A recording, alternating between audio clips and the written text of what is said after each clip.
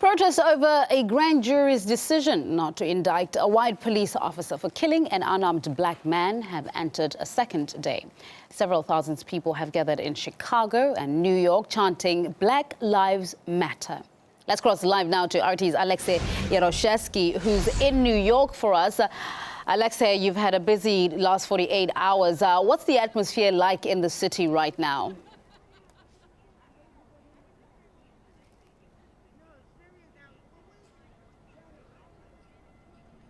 It is really hard to track the protesters now in the city because they are moving from one place to another. They started at Union Square, then they moved to the Foley Square, then they actually blocked off the iconic Brooklyn Bridge. That's where I'm standing right now. The latest we've heard is that the protesters are marching up the West Side Highway, one of the most important arteries, transportation arteries of the city, and they actually blocked it last night, leading to several dozen arrests there.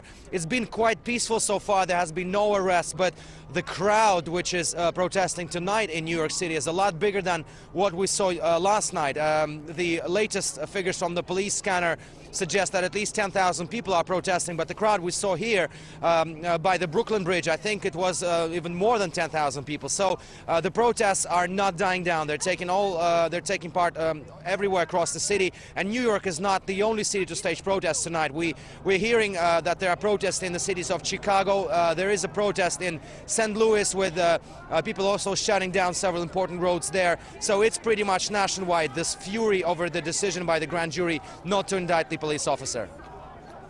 Alexei, I just want to tell our audience that we've got a slight delay with you, but you said about, spoken a little bit about how the authorities are reacting to the protests. Have there been, besides the arrests, have there been any sort of like scuffles with the officers? And what do the protesters really want? What do they want to see happen?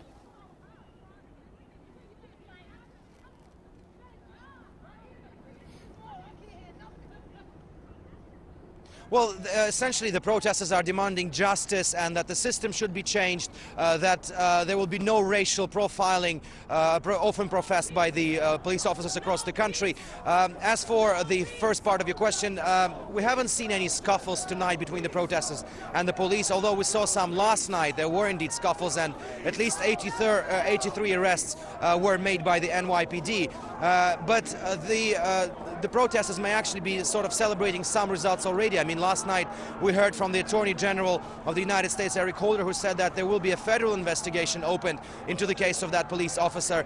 And also today, Eric Garner said, quite unexpectedly for many, that the Cleveland police in Ohio, that's one of the places where another scandalous shooting of a teenager happened just a little more than a week ago, that the police was using excessive force there. So that's step by step.